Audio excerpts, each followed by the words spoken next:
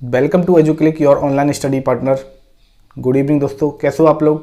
Good evening सबको, good evening. सब लोग बढ़िया हो ना? और आप लोगों की पढ़ाई कैसे चल रही है? अच्छी चल रही है पढ़ाई आपकी एकदम? चलो अच्छी बात है। देखो, हमने टेंस में पास्ट टेंस हम पढ़ रहे थे और पास्ट टेंस में मैंने आपको पास्ट कंटिन्यूस है वो आपको कंप्लीट करवा दिया था। ठीक है, तो पास्ट कंटिन्यूस टेंस है वो मैंने आपको कंप्लीट करवा दिया था। और आज हम पढ़ने वाले हैं पास्ट परफेक्ट टेंस के बारे में। ओके, और उसके बाद हम आगे पढ़ेंगे पास्ट परफेक्ट कंटिन्यूअस और फ्यूचर टेंस को शुरू करेंगे। ठीक है, तो आज का ये सेशन है जिसमें हम पास्ट टेंस है कंप्लीट कर लेंगे, फ्यूचर टेंस है वो अपन स्टार्ट करेंगे। तो सबसे पहले आपको इस सेशन को लाइक करना है, तो सेशन को सबसे पहले लाइक कर दीजिए, ज़्यादा से ज़्यादा लाइक कीजिए और वीडियो को ज़्यादा से ज़्यादा शेयर कीजिए और अपने सभी दोस्तों को शेयर कीजिए, अपने सभी ग्रुपों में शेयर कीजिए ताकि और कैंडिडेट हैं और बच्चे हैं वो भी साथ में जुड़ सकें और वो भी अपनी पढ़ाई को कंटिन्यू कर सकें। ठीक है, तो कल की क्लास इंग्लिश की अपनी नहीं हो पाई थी और सैटरडे संडे की तो अपनी छुट्टी रहती है, आपको पता ही है।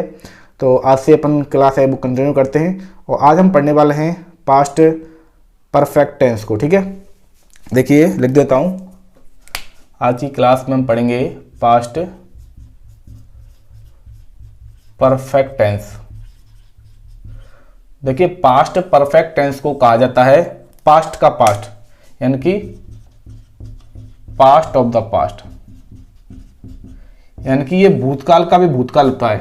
यानी कि इसमें ऐसे कार्य को व्यक्त किया जाता है जैसे कोई भी कार्य है वह उस समय समाप्त होता है जब उससे पहले का कार्य है वो भी क्या खत्म हो गया। जैसे कि अभी आप ऐसे नहीं समझोगे, जैसे इसमें उस कार्य को व्यक्त किया जाता है कि जिस समय कोई भी कार्य है। देखिए, इसमें उस कार्य को व्यक्त किया जाता है जिसमें कोई भी कार्य है जैसे आरंभ होता है। भूतकाल में जब कोई कार्य आरंभ होता है तो उस कार्य के आरंभ होने से पहले ही वह कार्य क्या हो जाता है, समाप्त हो जाता है। यानी कि भूतकाल का भी क्या हो गया, भूतकाल हो जाता है। ठीक है, इसका मतलब ये होता है कि भूतकाल में कोई भी कार्य के शुरू होने से पहले वह कार्य समाप्त हो चुका है तो उसके अंदर रखा जाता है पास्ट परफेक्ट टेंस को। ठीक है, ये आपको याद रखना है। यानी कि भूतकाल भी इसको कहा जाता है। देखिए लिख देता हूं,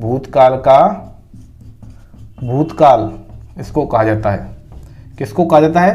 पास्ट परफेक्ट टेंस को कहा जाता है। अब इसमें यदि इसकी हेल्पिंग वर्ब की बात करें, देखिए इसमें यदि हेल्पिंग वर्ब की बात की जाए तो पास्ट परफेक्ट टेंस में हेल्पिंग वर्ब का उपयोग किया जाता है, हेड हेल्पिंग वर्ब का उपयोग किया जाता है और इसके साथ में वर्ब की थर्ड फॉर्म मेन वर्ब के रूप में काम आती है। ठीक है, ये आपको याद रखना है, वर्ब की थर्ड फॉर्म मेन वर्ब के रूप में काम आती है। यदि एफर्मेटिव सेंटेंस की बात करें, एक साधारण वाक्य की बात करें तो देखिए हेड के साथ क्या आती है, वर्ब की थर्ड फॉर्म आती है। ठीक है, और यदि नेगेटिव सेंटेंस की बात करें तो देखिए हेड के साथ नॉट आता है और नॉट के साथ वर्ब की थर्ड फॉर्म आती है, ये आपको याद रखना है। और यदि इंट्रोगेटिव सेंटेंस की बात करें, प्रश्नवाचक की बात करें तो देखिए सबसे पहले आता है हेड, ठीक है, उसके बाद आता है सब्जेक्ट और उसके बाद वर्ब की थर्ड फॉर्म आती है, ये आपको याद रखना है।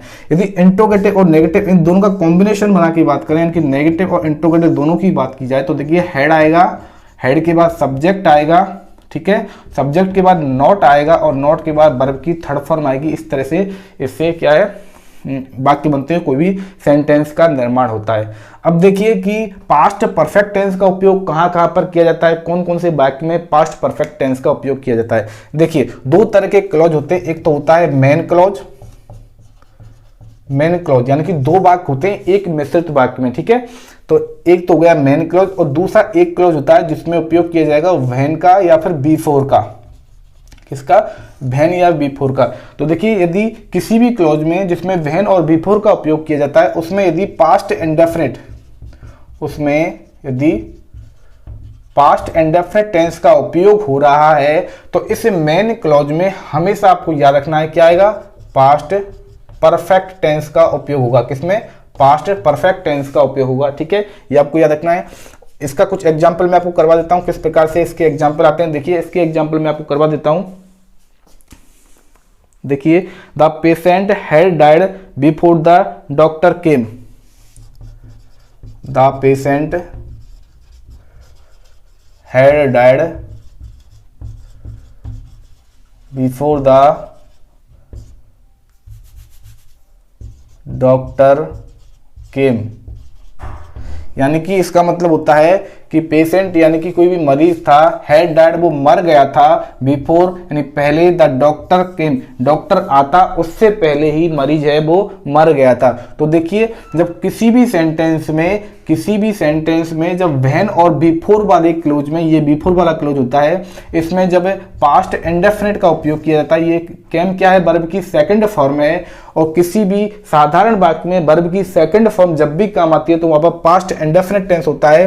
तो जब व्हेन या बिफोर वाले क्लोज में पास्ट इंडेफिनिट का उपयोग किया जाता है तो मेन क्लोज में जिसके ऊपर पूरा का पूरा सेंटेंस डिपेंड करता है पेशेंट के ऊपर, उस वाले मेन क्लोज में हमेशा पास्ट परफेक्ट टेंस का उपयोग किया जाएगा। तो हेड के साथ वर्ब की थर्ड फॉर्म, यानी कि हेड के साथ वर्ब की थर्ड फॉर्म आ जाती है तो वो बन जाता है क्या, पास्ट परफेक्ट टेंस। ये आपको याद रखना है, ठीक है। इसका एक और एग्जांपल मैं आपको करवा देता हूं। देखिए एक और एग्जांपल देखिए, तब आपको अच्छे से समझ में आ जाएगा।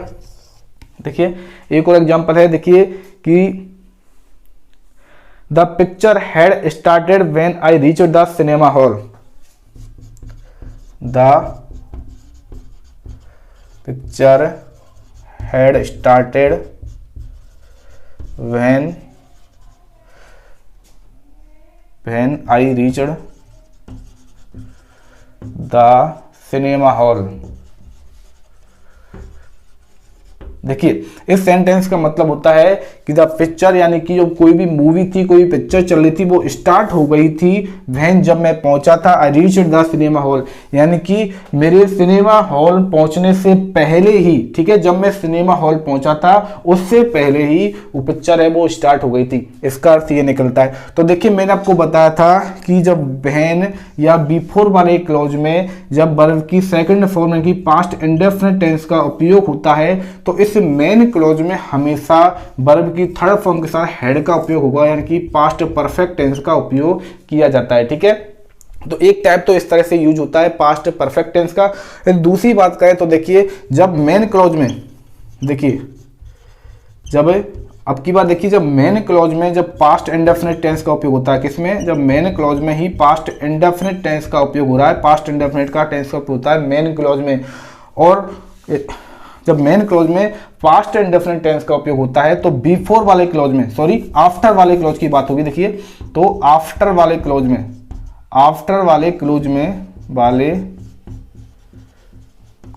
में उपयोग होगा पास्ट परफेक्ट टेंस का, पास्ट परफेक्ट टेंस का उपयोग होगा, ठीक है। यानी कि जब मेन क्लॉज में पास्ट इंडेफिनिट यानी कि सेकंड फॉर्म का उपयोग हो सकता है या फिर डिड का उपयोग हो सकता है, ठीक है, तो आफ्टर वाले क्लॉज में पास्ट परफेक्ट टेंस का उपयोग होगा, यानी कि हेड के साथ क्या आएगी, वर्ब की थर्ड फॉर्म आएगी। ये आपको याद रखना है। इसके एग्जांपल मैं आपको करवाता हूं, इससे आपको आसानी से समझ में आ जाएगा। We reached the school after bell had gone, ठीक है। इसका मतलब होता है कि बी रीच्ड द स्कूल, की हम स्कूल पहुंचे थे, कब पहुंचे थे, जब बेल हैड गॉन यानी कि जो घंटी थी वो बज गई थी, उसके बाद हम स्कूल पहुंचे थे, ठीक है। इसका मतलब ये निकलता है। तो मैंने आपको बताया था ये हो जाता है मेन क्लॉज, और मेन क्लॉज में देखिए वर्ब की सेकंड फॉर्म का उपयोग हुआ है तो क्या हुआ, पास्ट इंडेफिनिट टेंस का उपयोग हुआ है, और आफ्टर वाले क्लॉज में हमेशा हेड के साथ थर्ड फॉर्म यानी कि पास्ट परफेक्ट टेंस का उपयोग होगा, ठीक है। हेड के साथ वर्ब की थर्ड फॉर्म का उपयोग हुआ है। तो इस तरह से पास्ट परफेक्ट टेंस का उपयोग किया जाता है, ये आपको याद रखना है। इसके अलावा आपको ये भी याद रखना है कि जब भी टिल का उपयोग होता है, ठीक है, टिल का उपयोग होता है, टिल यस्टरडे का उपयोग होता है, ठीक है, यस्टरडे का उपयोग होता है, और इसके अलावा देखिए टिल देन का उपयोग होता है, टिल देन का उपयोग होता है। तो आपको हमेशा याद रखना है कि उस सेंटेंस में पास्ट परफेक्ट टेंस का उपयोग किया जाए। मैंने बताया टिल यस्टरडे और टिल देन का उपयोग हो रखा है, तो उस एक्शन को डिफाइन करने के लिए हमेशा पास्ट परफेक्ट टेंस का उपयोग किया जाएगा, ठीक है। देखिए he had not paid his fee till yesterday, देखिए इसका एग्जांपल मैं आपको बताता हूं। he had not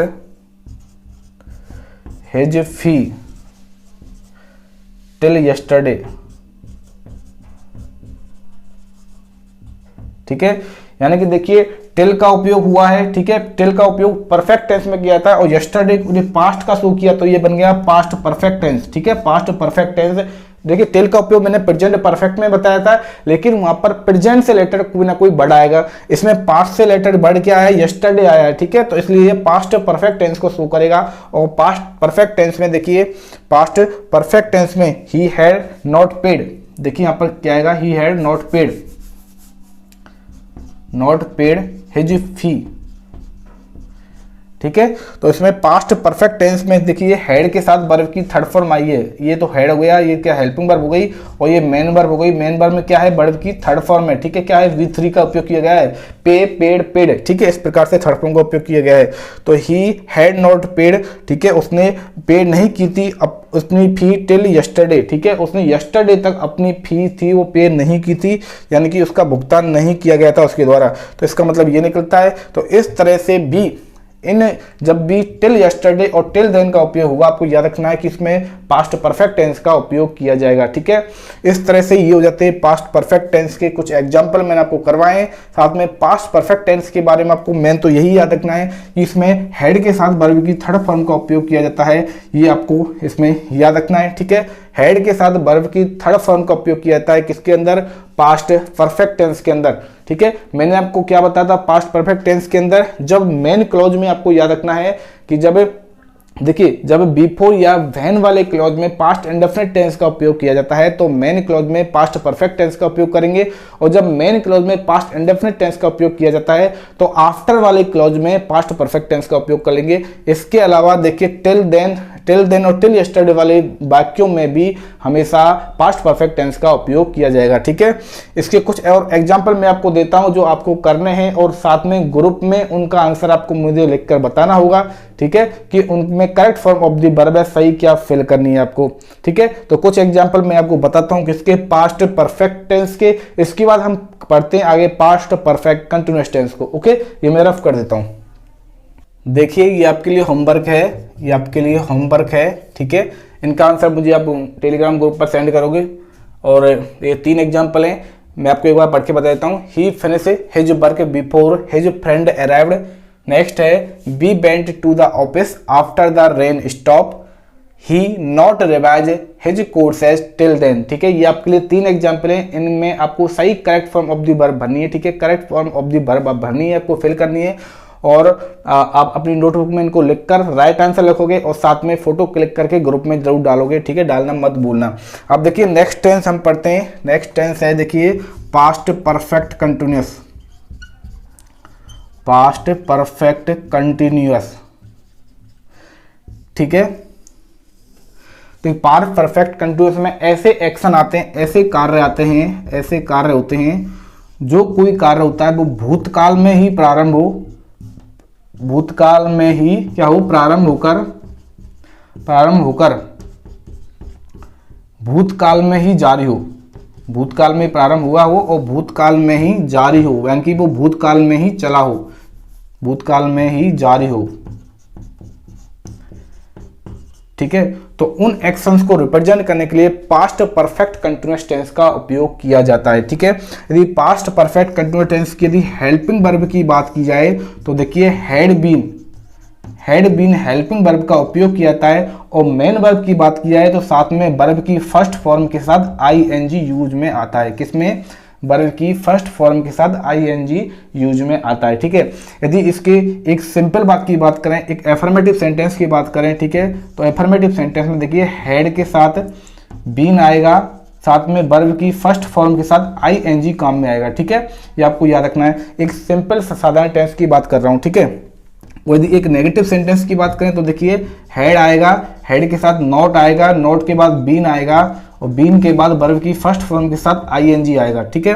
और यदि इंट्रोगेटिव यदि प्रश्नवाचक वाक्यों की बात की जाए तो देखिए सबसे पहले हेड आएगा, हेड के बाद सब्जेक्ट आएगा, सब्जेक्ट के बाद नॉट आएगा, सब्जेक्ट के बाद इंट्रोगेटिव की बात कर रहे हैं तो सब्जेक्ट के बाद बीन आएगा, और बीन के बाद वर्ब की फर्स्ट फॉर्म के साथ आईएनजी यूज में आएगा, ठीक है, ये आपको याद रखना है। और यदि एक सिंपल रिप्रेजेंट करना हो पास्ट परफेक्ट कंटीन्यूअस टेंस को, तो हैड बीन प्लस वर्ब की फर्स्ट फॉर्म प्लस आईएनजी के साथ में हमेशा आपको याद रखना है कि सिंस या फोर का उपयोग किया जाता है। किसका? सिंस या फोर का उपयोग किया जाता है। सिंस का उपयोग कब किया जाएगा? देखिए, यदि पॉइंट ऑफ टाइम एक निश्चित समय को बताने के लिए, पॉइंट ऑफ टाइम एक निश्चित समय को बताने के लिए पास्ट परफेक्ट टेंस में सिंस का उपयोग किया जाएगा, sorry past perfect continuous tense में सिंस का उपयोग किया जाएगा। और पॉइंट ऑफ पीरियड, देखिए पॉइंट ऑफ पीरियड को रिप्रेजेंट करने के लिए, पॉइंट ऑफ पीरियड को बताने के लिए, ठीक है, एक ड्यूरेशन को बताने के लिए पास्ट परफेक्ट कंटीन्यूअस टेंस में फोर का उपयोग किया जाता है एक सिंपल साधारण टेंस में, ठीक है, यानी कि हैड बीन प्लस वर्ब की फर्स्ट फॉर्म के साथ आईएनजी आएगा और साथ में सिंस या फोर का उपयोग किया जाएगा। और इनके साथ में क्या आएगा? पॉइंट ऑफ टाइम होगा सिंस के साथ में, और फोर के साथ पॉइंट ऑफ पीरियड होगा। ये आपको याद रखना है, ठीक है। देखिए, इसके कुछ एग्जाम्पल मैं आपको यहाँ पर करवा देता हूँ। देखिए कैसे, इसके एग्जाम्पल मैं आपको करवा देता हूँ कि किस प्रकार से इसके कुछ एग्जाम्पल देखिए। जैसे सी हैड बीन सिंगिंग एक song for 2 hour. She had been singing a song for 2 hour, ठीक है, यानी कि वह गाना गा रही थी, मतलब उसने वह 2 घंटे से गाना गा रही थी, ठीक है, वह 2 घंटे से एक गाना गा रही थी, इसका मतलब ये निकलता है। और देखिए इसमें मैंने आपको क्या बताया था, इसमें देखिए मैंने आपको क्या बताया यहाँ पर, ये देखिए इसमें ये तो सी क्या हो जाता है? सब्जेक्ट हो जाता है, सिंगुलर सब्जेक्ट हो जाता है, ठीक है, सिंगुलर हो या प्लूरल हो। हैड बीन एक ही हेल्पिंग वर्ब है, तो एक ही हेल्पिंग आएगी हैड बीन, ये पास्ट परफेक्ट कंटीन्यूअस की एक हेल्पिंग वर्ब हो जाती है। इसके साथ में वर्ब की फर्स्ट फॉर्म क्या है? सिंग, और सिंग के साथ आईएनजी आता है तो बन जाता है सिंगिंग। सिंगिंग एक सॉन्ग, ये हो जाता है एक ऑब्जेक्ट हो जाता है। और इसमें मैंने आपको बताया था कि इसमें फोर या सिंस का उपयोग किया जाता है, तो यहाँ पर फोर का उपयोग किया गया है। और जब फोर का उपयोग किया गया तो पॉइंट ऑफ पीरियड होगा, तो 2 घंटे दे रखा है, एक पॉइंट ऑफ पीरियड है, एक ड्यूरेशन है, ये निश्चित नहीं है कि कौन से 2 घंटे की बात की गई है, ठीक है। और यदि देखिए, यदि यहाँ पर ये 2 आवर्स को हटाकर यहाँ पर कर दिया जाता मॉर्निंग कर दिया था, यहाँ पर मॉर्निंग कर दिया था, तो 4 हटाकर यहाँ पर करना पड़ता, सिंस करना पड़ता, यानी कि सुबह से ही, यानी कि सुबह क्या, मॉर्निंग एक फिक्स टाइम है, पॉइंट ऑफ टाइम है, तो यहाँ पर क्या था?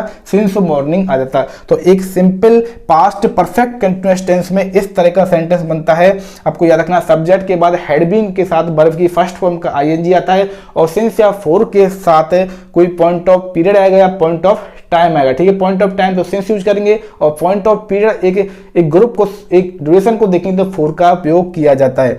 इसके अलावा एक कंडीशनल सेंटेंस की बात करते हैं, इसमें देखिए कुछ, तो देखिए जब देखिए 2 क्लोज मैंने आपको बताए थे, पहले भी बताए थे, एक होता है मेन क्लोज, ठीक है, और एक क्लोज है बिफोर वाला या व्हेन वाला क्लोज। बिफोर वाला या व्हेन वाला क्लोज है, ये आपको याद रखना है कि इस वाले क्लोज में किस प्रकार से उपयोग किया जाता है, ठीक है। तो हम किसकी बात कर रहे हैं? हम बात कर रहे हैं पास्ट, देखिए हम बात कर रहे हैं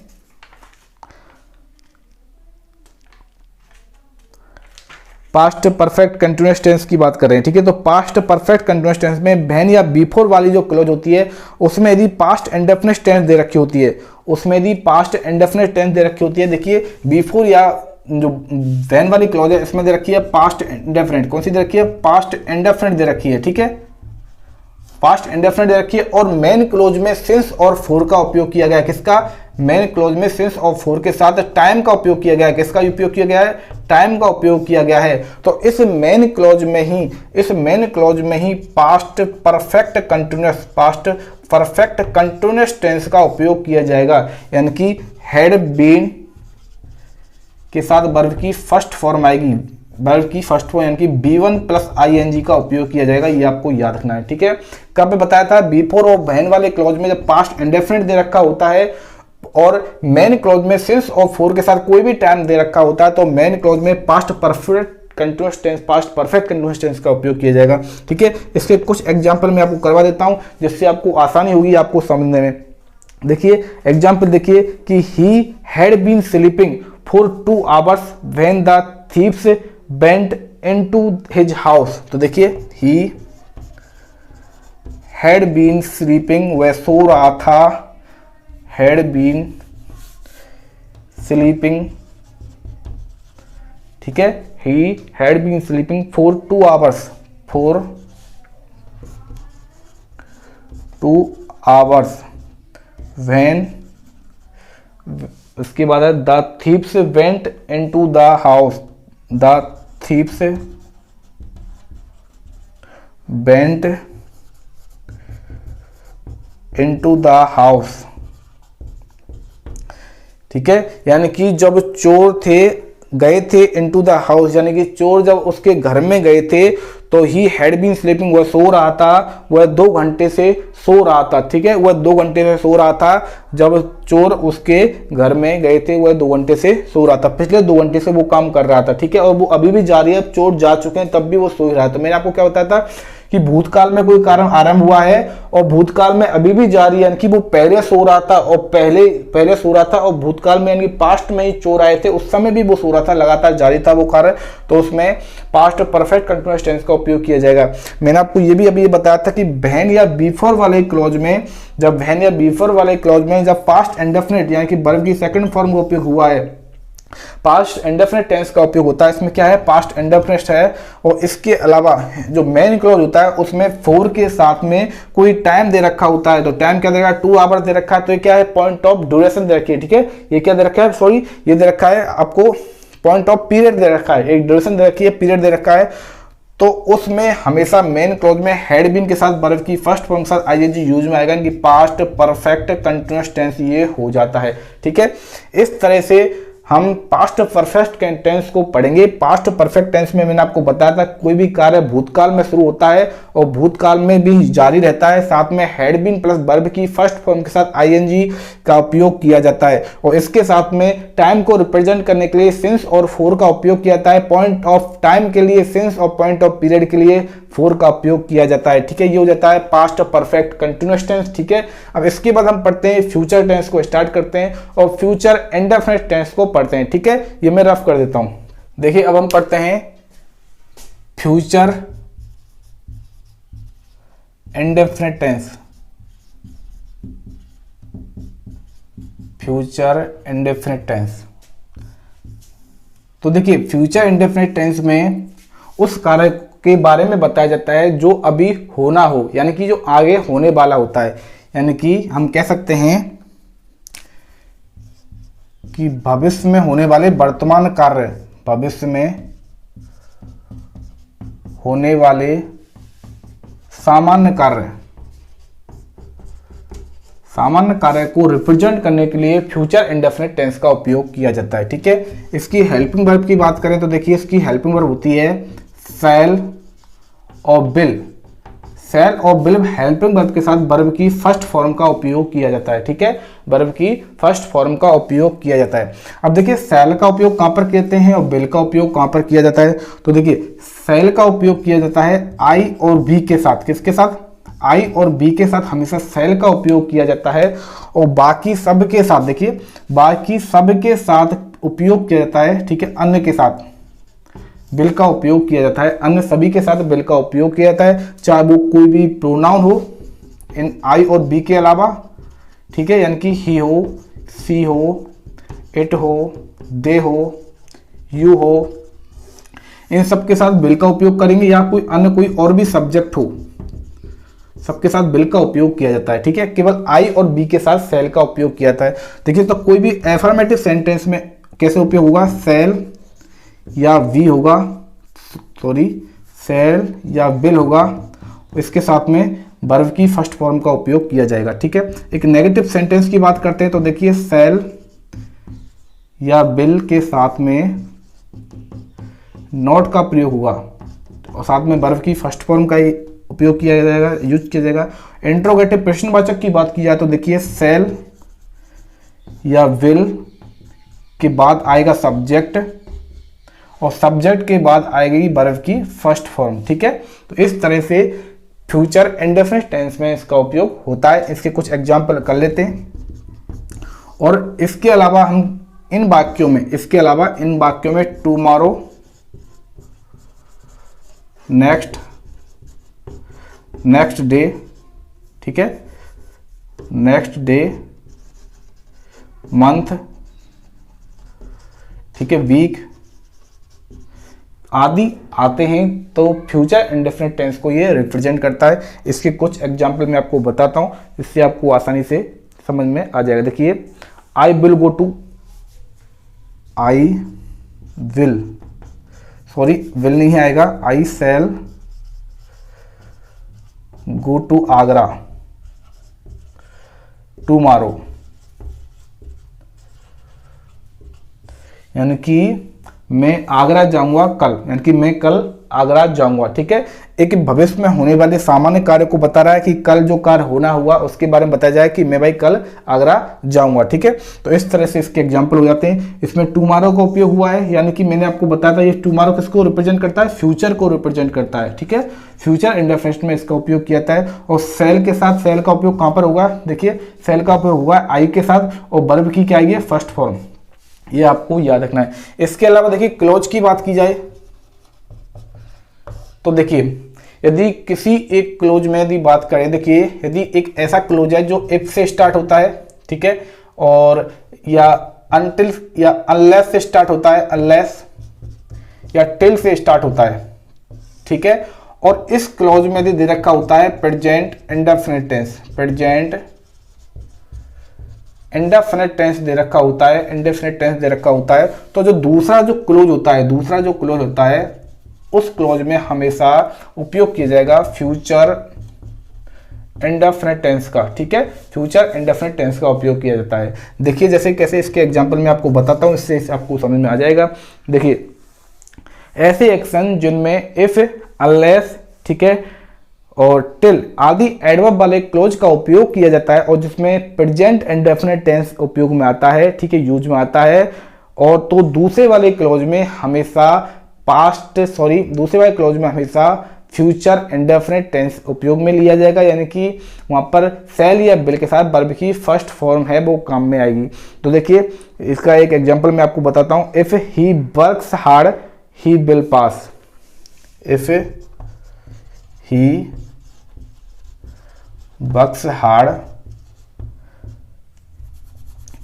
इफ ही वर्क्स हार्ड, ठीक है, he will pass, he will pass. इसका मतलब होता है यदि वह कठिन परिश्रम करता है तो ही विल पास, कि वो पास जरूर होगा, ठीक है, वो पास हो जाएगा, इसका मतलब ये निकलता है। तो मैंने आपको बताया था कि जब कोई भी सेंटेंस है जो इफ क्लॉज से स्टार्ट होता हो और उसमें प्रेजेंट इंडेफिनिट, ठीक है, प्रेजेंट इंडेफिनिट टेंस का उपयोग किया गया है, क्योंकि ही के साथ वर्ब की फर्स्ट फॉर्म में एस लग रहा है तो प्रेजेंट इंडेफिनिट टेंस का उपयोग हुआ है। तो एक इफ क्लोज में प्रेजेंट इंडेफिनिट टेंस का उपयोग हुआ है, ठीक है, तो दूसरे क्लोज में फ्यूचर इंडेफिनिट टेंस का उपयोग होगा। तो फ्यूचर इंडेफिनिट में बिल ही के साथ में आया बिल, और बिल के साथ में आई है वर्ब की फर्स्ट फॉर्म। ठीक है, इसके कुछ और एग्जाम्पल देखिए, इसके और एग्जाम्पल मैं आपको करवाता हूं। देखिए,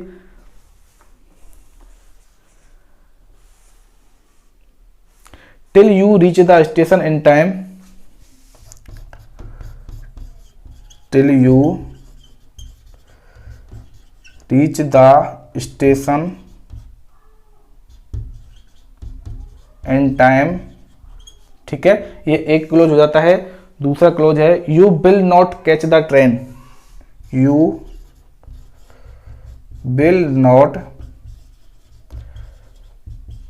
catch the train, यानी कि इसका मतलब होता है कि जब तक तुम स्टेशन पर नहीं पहुंच जाते तब तक, ठीक है, यदि जब तक तुम स्टेशन पर टाइम से नहीं पहुंच जाते तब तक तुम ट्रेन को नहीं पकड़ पाओगे, ठीक है, तब तक तुम ट्रेन को नहीं पकड़ पाओगे। तो देखिए इसमें मैंने आपको बताया था कि टिल के साथ, देखिए टिल के साथ में जिस क्लॉज का उपयोग किया गया है उसमें यू के साथ वर्ब की फर्स्ट फॉर्म आई है, और यू के साथ वर्ब की फर्स्ट फॉर्म किस क्लॉज में आती है, ये आती है प्रेजेंट इंडेफिनिट, किसमें, प्रेजेंट इंडेफिनिट में आती है। तो if clause, sorry till clause में जब प्रेजेंट इंडेफिनिट टेंस का उपयोग किया गया है तो दूसरे वाले क्लॉज में फ्यूचर इंडेफिनिट टेंस का उपयोग किया जाएगा। तो देखिए यू के साथ आया है बिल, और बिल के साथ आई है वर्ब की फर्स्ट फॉर्म, ठीक है, ये आपको याद रखना है। ये हो जाता है फ्यूचर इंडेफिनिट टेंस, जो भविष्य में होने वाली एक सामान्य कार्य को बताने के लिए, रिप्रेजेंट करने के लिए फ्यूचर इंडेफिनिट टेंस का उपयोग किया जाता है, जिसमें tomorrow, next day, next week, ठीक है, नेक्स्ट ईयर, नेक्स्ट मंथ जैसे कुछ एडवर्ब का उपयोग किया था, ये आपको याद रखना है, ठीक है। ये हो जाता है फ्यूचर इंडेफिनिट टेंस। आज की क्लास में हम इतना ही पढ़ेंगे और कल हम फ्यूचर टेंस को कंप्लीट कर लेंगे कि टेंस वाला जो पोर्शन है, टेंस वाला जो आपका टॉपिक है वो पूरा कल की क्लास में कंप्लीट हो जाएगा, ठीक है। तो आज का सेशन हम इतना ही रखते हैं। इस सेशन को आप ज़्यादा से ज़्यादा लाइक करेंगे और जिन लोगों ने अभी तक चैनल को सब्सक्राइब नहीं किया या चैनल पर जो नए आए हैं वो चैनल को सब्सक्राइब करेंगे, साथ में बेल आइकन दबाएंगे जिससे आपको चैनल से रिलेटेड हर एक नोटिफिकेशन अपडेट आपको आसानी से अवेलेबल हो सके, ठीक है। तो वीडियो को भाई ज़्यादा से ज़्यादा शेयर करना। हम मिलते हैं कल की नेक्स्ट क्लास में, तब तक आप हंसते रहिए, मुस्कुराते रहिए और शानदार तरीके से घर बैठकर पढ़ाई को जारी रखिए। मिलते हैं कल की नेक्स्ट क्लास में।